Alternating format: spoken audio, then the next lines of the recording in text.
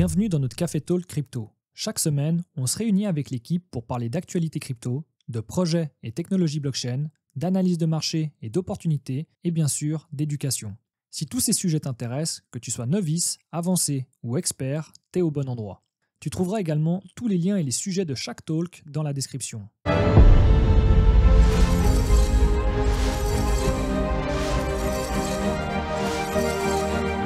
Bah moi, je regarde là, plutôt entre, je suis pas mal là sur AV pour voir si j'arrive à rentrer, parce que ça peut être très intéressant, hein, rentrer sur AV avec ces annonces qu'ils ont. C'est assez bullshit, et AV, c'est pas n'importe quel protocole. Il y a juste un truc que j'ai pas compris sur AV, c'est qu'ils veulent faire un autre token.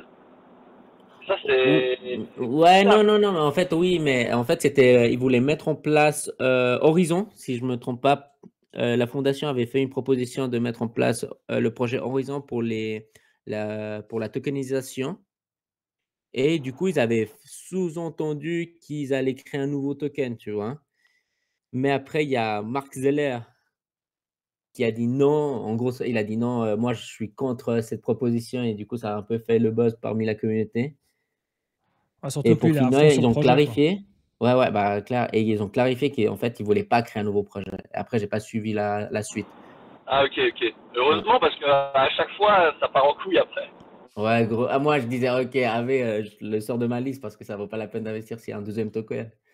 Mais même sans parler de la tech, au niveau de son prix, là, il est encore assez juteux à acheter parce que si tu regardes, il a rangé ben, depuis, c'était quoi, en tout 2022 jusqu'à grosso modo 2024, mi-2024, on va dire.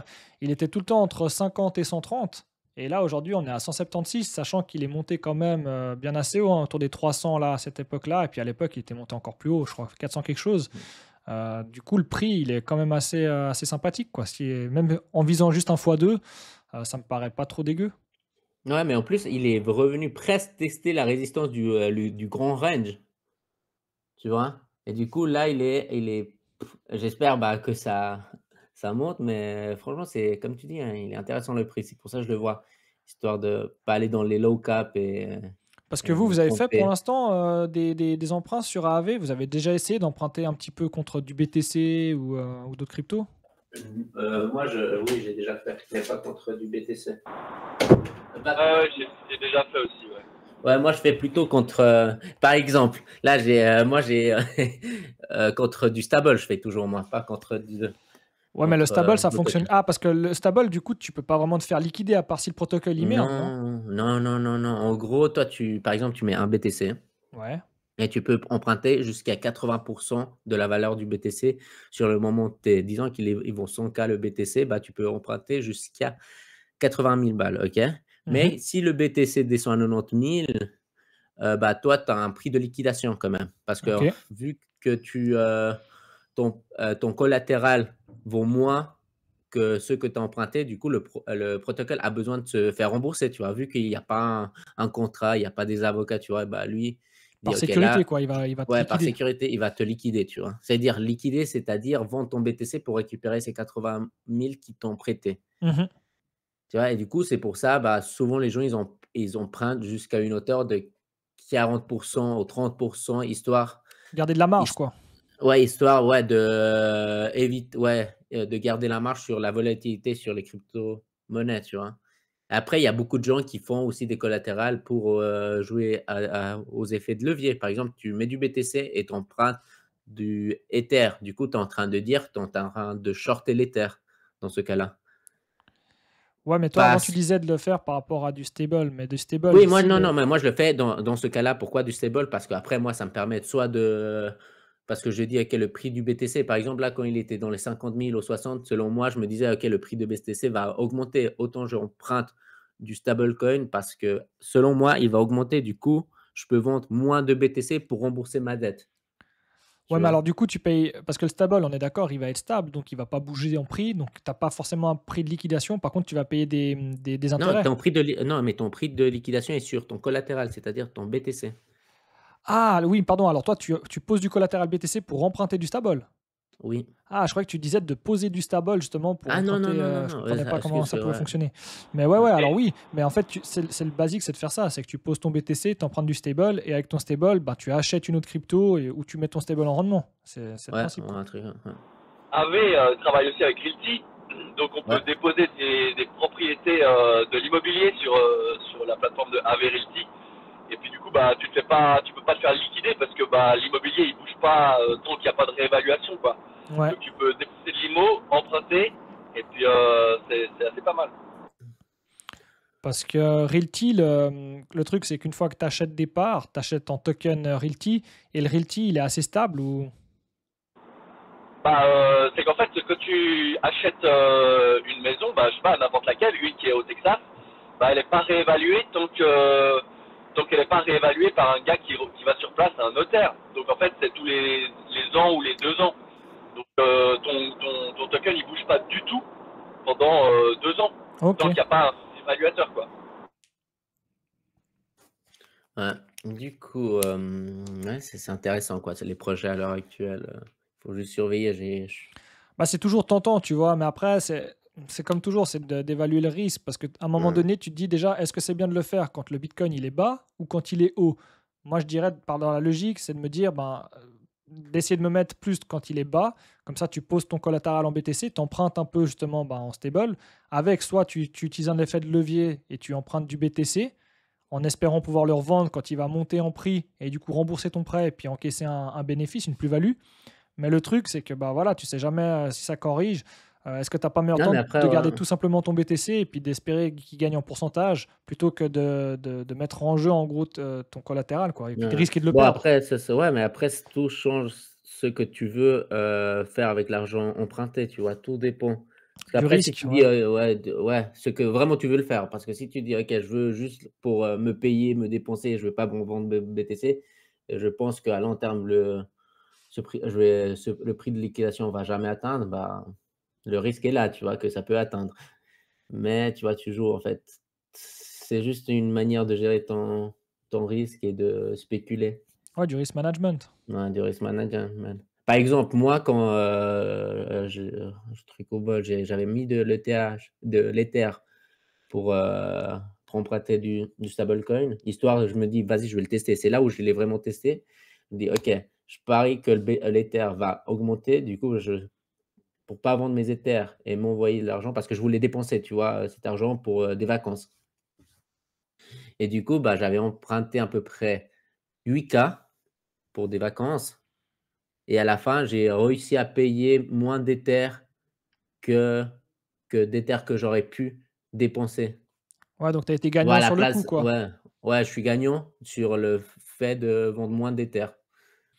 Ouais, il y a de toute façon toujours des risques, mais après, comme tu Ouais. dis, c'est savoir ce qu'on Après, tu as veut. oui, mais tu as cette manière ou après tu as une autre manière de dire: «OK, je veux prendre la thune pour acheter de l'Ether pour après juste revendre en 20 et où je me fais une marge de 100 balles par exemple et voilà et je rembourse, avec les intérêts».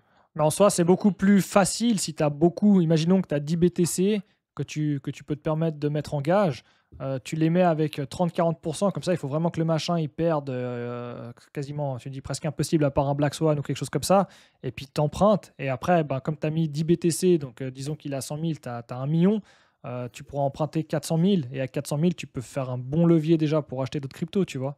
Ah oui, mais là, par contre, il faut que tu te positionnes bien au bon moment Ouais, et voilà, pas bah au ça, top du marché, tu c'est vois? ça qui est compliqué, quoi. Mais ce que je veux dire, c'est Heu, que ton risque, il est beaucoup plus faible que celui qui a un BTC et qui se dit putain, j'aimerais emprunter, mais si je veux emprunter quand même pas mal, ben, il va monter jusqu'à 80% justement. Et là, son prix de liquidation, il a très peu, enfin, il a, il a beaucoup de risques de se faire liquider, quoi. mmh. Mais avec si je me trompe pas, si tu mets un BTC à 100K et tu empruntes 40 000, tu as quand même, le prix de liquidation, je crois, il est à 50 000, hein, si je me trompe pas. Ouais, donc tu as quand même de la marge Tu avant une de te marge, faire avoir, ouais, quoi. Ouais. mmh. Ouais, je sais pas, moi, j'ai pas trop, enfin, c'est pas que c'est Non, mais malsain, mais je normalement, me sens pas à le ouais, faire, non. tu vois.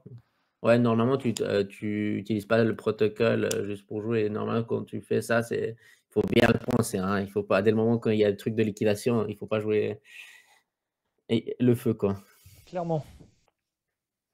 OK, passons à la suite. Vous avez vu que Trump aujourd'hui va parler, par rapport aux cryptos à 3 heures, heure suisse, si je ne me trompe pas. Ça veut dire 3 qu'il heures, faut 3 acheter heures et demie. maintenant, il faut acheter. Ouais, il y aurait des intervenants avec Michael Saylor.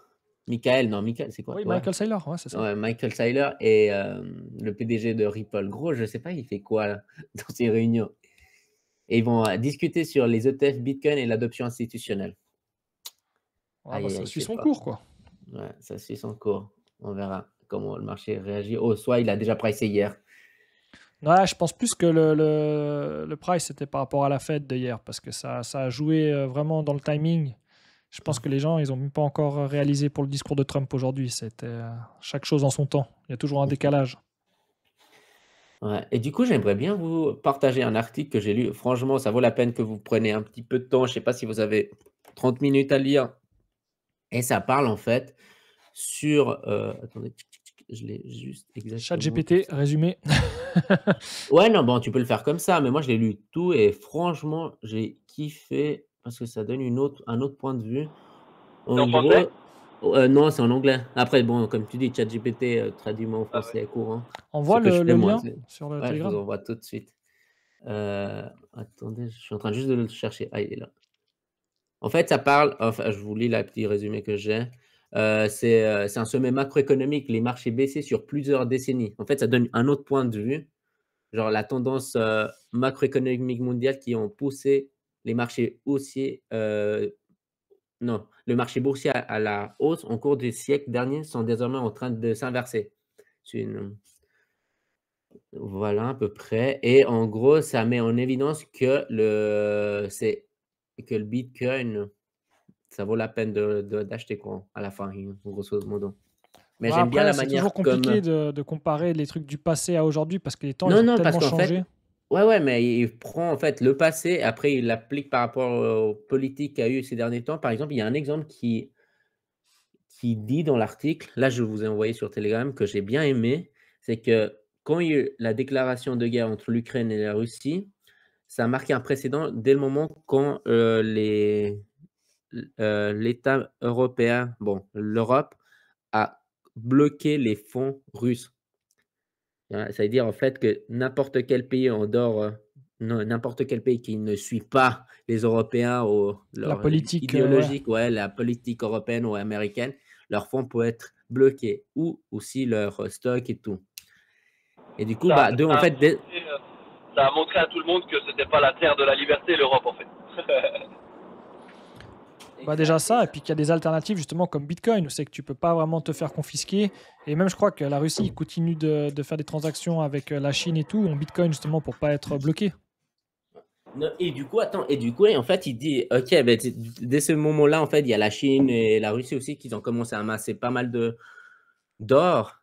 Mais par contre, il dit que ok, la Russie et la Chine peuvent le faire parce qu'en fait, pour après récupérer l'or, ils ont tout la chaîne d'approvisionnement pour la récupération d'or. Mais par contre, un pays tiers qui veut acheter de l'or et en fait, l'or est stocké à Zurich ou je sais pas, au Angleterre et tout ça, et puis genre pour le réapatrier, ça va être compliqué parce qu'il aurait pas le, Ils ont pas la main heu dessus quoi, avec les sanctions, ouais, la main, on leur ouais, avec interdit les de sanctions récupérer. et tout, et ils ont pas le pouvoir, en fait, aussi économique et militaire pour, dire: «Non, c'est mon or» et tout. Et il y a eu un exemple, en fait, c'est le Venezuela, et il a voulu ramener son or de Zurich et ils ont pas pu. Et du coup, là, il met l'hypothèse que tous, les pays qui veulent, en fait, se réfugier sur une monnaie, heu, une monnaie de refuge, ils vont commencer à voir le bitcoin comme une alternative à l'or, car il y a, comme tu as dit, crypto suisse, tu as pas besoin de transporter, tu pas, c'est tout digital. Ouais, puis on en revient à l'accès à la propriété en fait, de qu'est-ce Mmh. qu'on possède vraiment. Aujourd'hui, dans le monde, à part le BTC, j'ai pas vraiment d'autres alternatives. On parle de l'immobilier, mais l'immobilier, dès que tu es dans un pays qui est en guerre ou dès que tu te fais bannir de ton pays ou quoi que ce soit, ben, ta propriété, c'est plus ta propriété, tu n'as pas accès, tu peux pas la déplacer. Il n'y a aucun autre actif finalement où c'est que tu as une telle liberté qu'avec le BTC. C'est pour ça que mathématiquement et fondamentalement, je vois pas d'autre solution sur le long terme, à part migrer justement bah, le plus possible de valeur sur le BTC, où justement tu as un actif, un peu comme dans un jeu vidéo, que tu peux sauvegarder, que tu peux télécharger où tu veux, et que tu n'as personne qui peut te le confisquer, tu vois. La seule chose qu'ils peuvent essayer de faire, c'est confisquer l'accès au protocole, mais ils peuvent le faire que dans une certaine zone, certains pays, certaines frontières, mais tu n'as pas un accès worldwide où c'est que sur toute la planète, tu peux imposer une seule dictature ou un truc comme ça, tu vois. Et c'est là où ça devient intéressant et c'est là où c'est que je mise, moi, sur la propriété de valeur de Bitcoin, ce qui va peut-être nous permettre plus tard d'avoir une sorte de propriété digitale que tu puisses justement même mémoriser dans ta tête, hein, juste avec les 12 mots. Et finalement, tu n'as même plus besoin d'aucun dispositif. Tu as vraiment un point de sauvegarde qui est vraiment pour tes propriétaires, en fait. C'est vraiment la définition d'être propriétaire. C'est que tu possèdes quelque chose que personne ne peut te confisquer, que tu peux toujours avoir avec toi et t'en disposes avec une Et totale je crois que liberté. tu dois te tatouer Bitcoin Maximalism. Non, mais Non, mais c'est j'allais vrai. dire quoi? Ouais, je vous recommande vivement de lire l'article. C'est super intéressant, à mon avis, pour moi.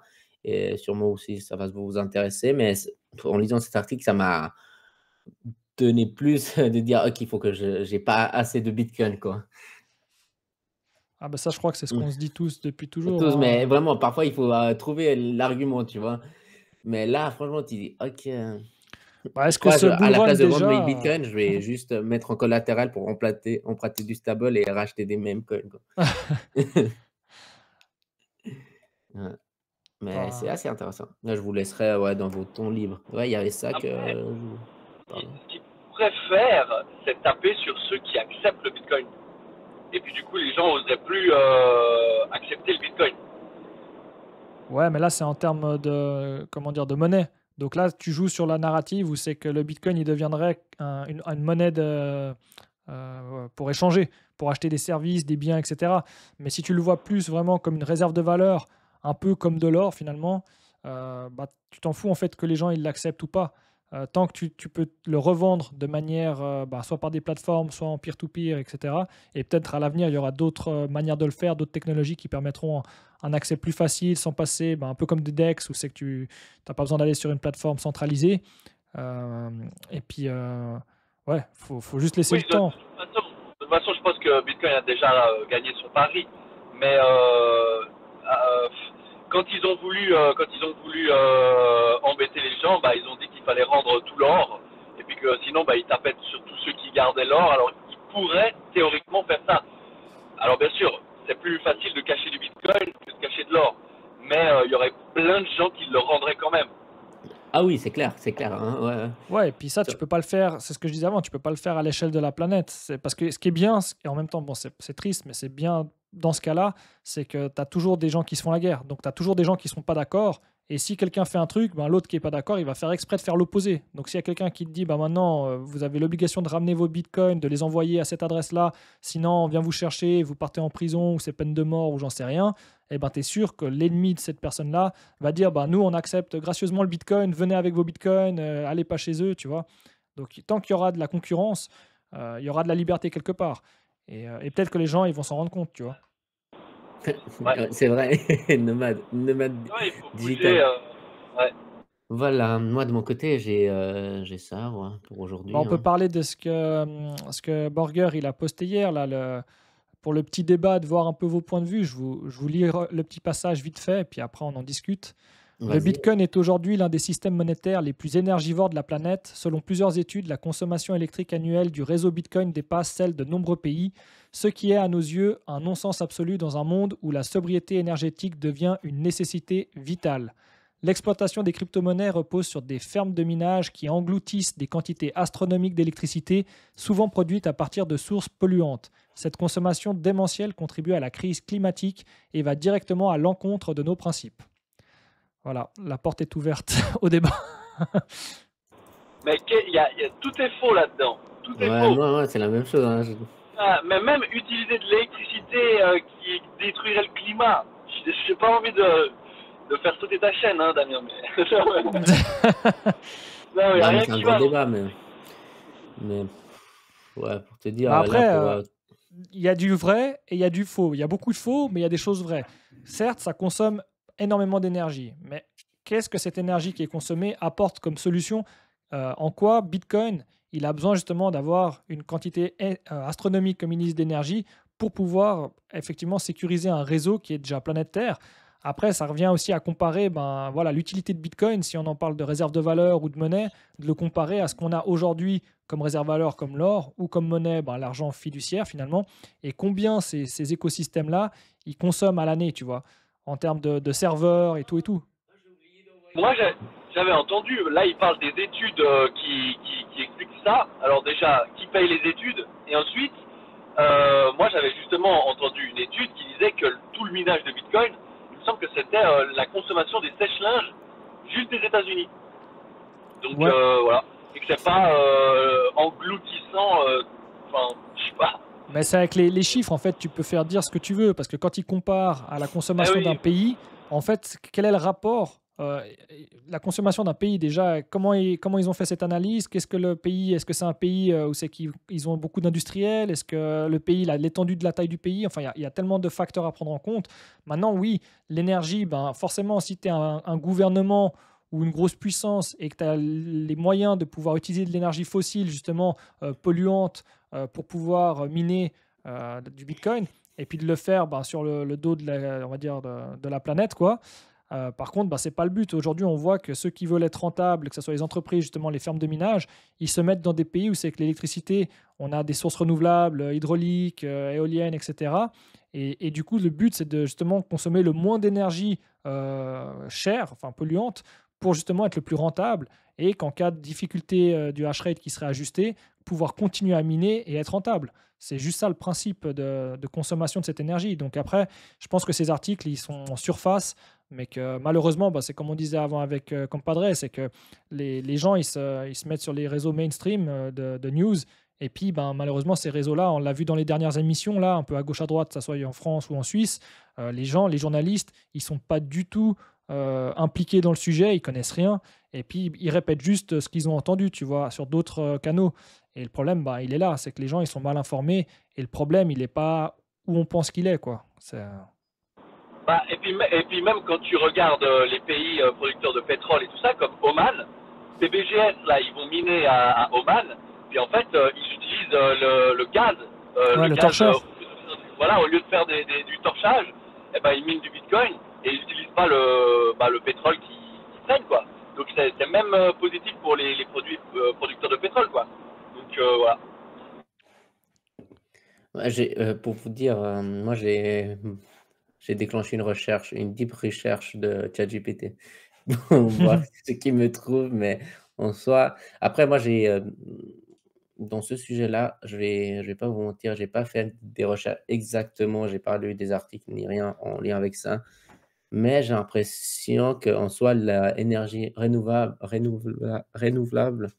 est déjà présent dans la société et il y a beaucoup de personnes qui l'utilisent et pour le mining, ça m'étonnerait même pas qu'ils l'utiliseraient parce qu'il faudra juste valider ça si, je pense que faire de l'énergie renouvelable, ça coûte moins cher que l'énergie normale, j'ai l'impression, mais je ne sais pas si c'est vrai ça. Puis il y a un gros truc important à noter aussi, c'est que on dit, tu sais, en fait, c'est le souci, il est à l'échelle locale, parce qu'il y a des endroits où on n'a pas assez d'énergie, où on a un manque d'énergie pendant les périodes où on en a besoin, parce qu'il faut savoir que le grid, le réseau électrique, il est calibré par rapport au pic de consommation qu'on a, par exemple, le matin, à midi et le soir, quand tout le monde va faire la cuisine, etc., quand il y a vraiment une grosse consommation. Et du coup, ils sont obligés de calibrer tout le réseau par rapport à ce pic. Mais en fait, entre ces creux de consommation, on a beaucoup de moments où c'est que malheureusement, l'électricité, à part des industriels ou d'autres gros producteurs enfin, qui ont besoin de consommer de l'énergie, il n'y a personne qui utilise l'énergie. Et du coup, il y a de l'énergie finalement qui est produite et qui est perdue. Parce que forcément, on ne peut pas arrêter une centrale nucléaire ou quoi que ce soit. Donc l'énergie, elle est créée et elle va être dissipée sur le réseau et elle ne va pas être utilisée. Et là où c'est intéressant, c'est que dans certains pays justement où c'est qu'ils ont tout le temps des surplus d'énergie, tu regardes au Texas, que ce soit avec le solaire ou d'autres technologies, en fait, ils ont trop d'énergie et le réseau, c'est les lois physiques. Hein, tu ne peux pas déplacer l'électricité sans perte. Tu as toujours des pertes en ligne avec la chaleur, etc. Et du coup, le but, c'est de la consommer à proximité de la production. Et le fait est que si tu n'as rien à proximité, que tu es dans un désert, par exemple, il n'y a pas d'autre alternative qu'en fait, maintenant, on a une alternative, c'est Bitcoin. Ça te permet de miner à domicile, on va dire, et de pouvoir vendre un produit à l'échelle planétaire, sans avoir des coûts de transport, de douane, de taxes, ce que tu veux. Tu produis à un endroit sur la planète et tu le vends à n'importe quel endroit autre de la planète, tu vois. Et c'est là l'avantage de Bitcoin, en fait, et que les gens ils réalisent pas qu'on n'est pas tous dans la même situation à se dire, mais merde, en fait, on n'a pas assez d'énergie. À des endroits, ils en ont trop, ils savent pas quoi en faire. Et c'est juste qu'ils ne peuvent pas la transporter à l'autre bout du monde. Mais maintenant, ils pourraient le faire indirectement via le Bitcoin. Donc, c'est des sujets, je pense, qui sont beaucoup plus profonds. Et puis, malheureusement, voilà, dans ce genre d'articles qu'on peut trouver dans des Je te émissions dis, comme ça, c'est très restreint, quoi. non, moi je te dis, je suis chaud pour les prochaines Crypto Talk, qu'on se mette un sujet où on propose des sujets et on choisit comme ça, en fait, de chacun de nos côtés, on peut faire des recherches, histoire d'arriver avec plus d'arguments. Moi, je vais pas te mentir, j'ai pas vraiment d'arguments dessus parce que je me suis pas renseigné à fond. Sinon, je t'aurais dit clairement, Ouais, mais après, de toute façon, c'est tellement vaste, la crypto. Il y a tellement de. Que ça soit sur Bitcoin ou même sur d'autres cryptos, Bon, on peut après, en il y a même discuter des heures et Infomania qui fait ses serveurs avec l'énergie renouvelable, hein. Et puis, il y a le sujet de l'énergie aussi qui est compliqué, parce que énergie renouvelable, qu'est-ce qui est vraiment renouvelable? Le panneau solaire, c'est pas renouvelable. Alors le C'est vrai. soleil, oui, mais le panneau solaire, tu dois le changer tous les 10 ans, et puis la technologie, elle avance, et puis finalement, c'est assez pourri. Moi, j'ai des panneaux solaires, c'est assez pourri, quoi. Il y a l'hydraulique qui est renouvelable, parce que l'eau, bah, elle revient toujours à l'expéditeur.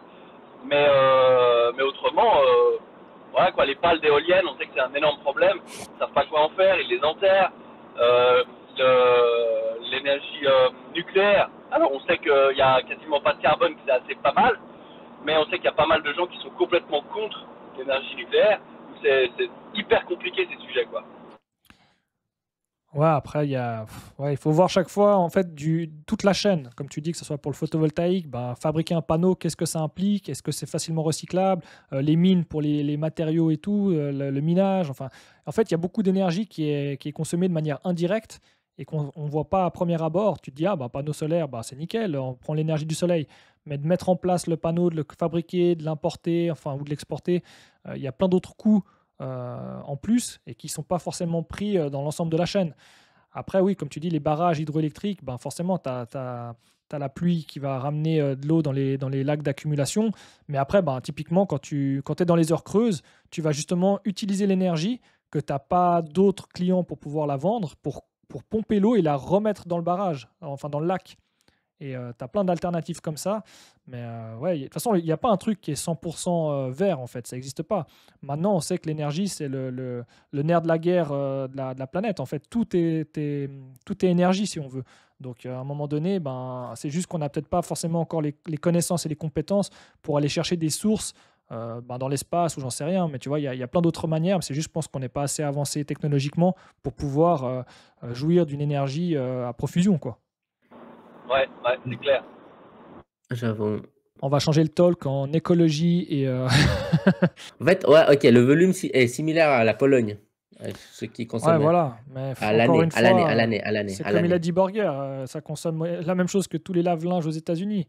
Donc, à un moment donné, à quoi ça nous avance, en fait, ces informations-là? C'est qu'il n'y a pas de comparaison possible. C'est dans des domaines différents. Un pays, voilà, est-ce que c'est un pays avec beaucoup d'industrie? Enfin, ça n'a pas de sens, en fait, de comparer tout ça. On n'a pas entendu beaucoup Praxi aujourd'hui. Il est discret. Ouais, parce que moi, je suis pris en otage par Diego. Il m'exploite pour faire son site. T'es sur un vélo et tu pédales pour créer de l'énergie, c'est ça? Et lui, il mine gratos? Non, mais parce que je fais son site pour son projet personnel, privé, secret. Oh là là, c'est confidentiel, là, attention. J'avoue. De toute façon, toi, là, actuellement, la crypto, tu suis plus trop. T'attends qu'il y ait une nouvelle vague verte? En vrai, j'ai encore. Souvent, j'ai mes positions, mais j'y pas retouché trop. Et puis, je sais pas, je me contenterai de. Si l'Ether remonte, je suis content, quoi. J'ai des positions sur Ether, AV et compagnie.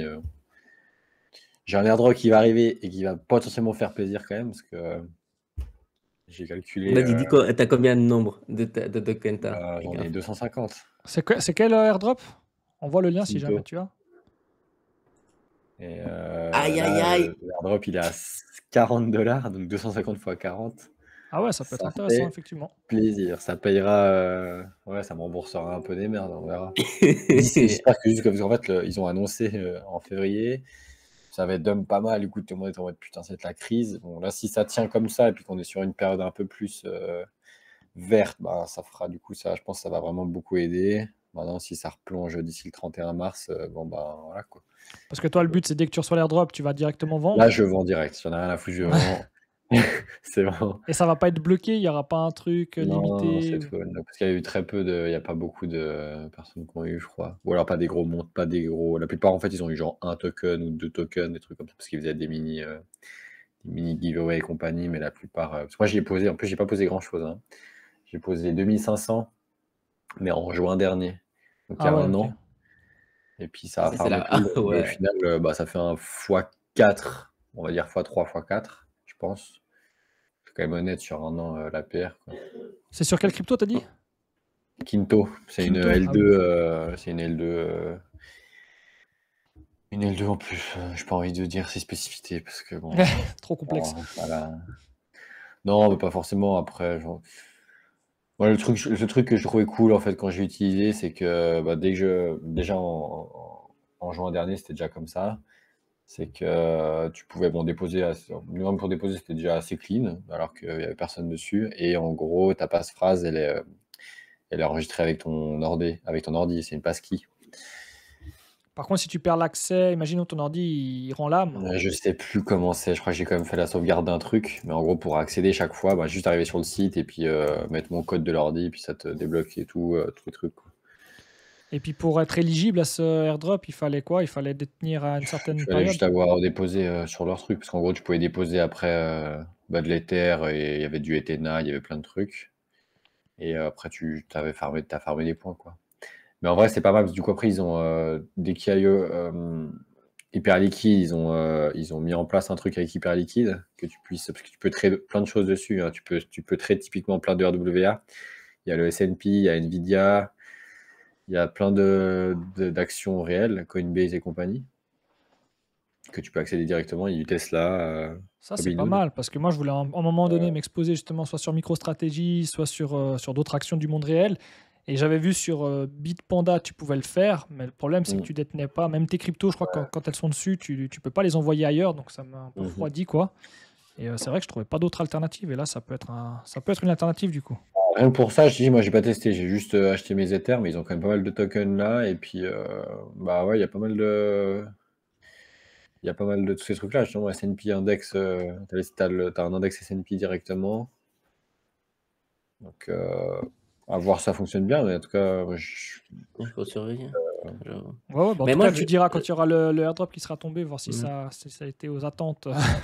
Aux attentes. J'allais dire, juste, il y a un indicateur.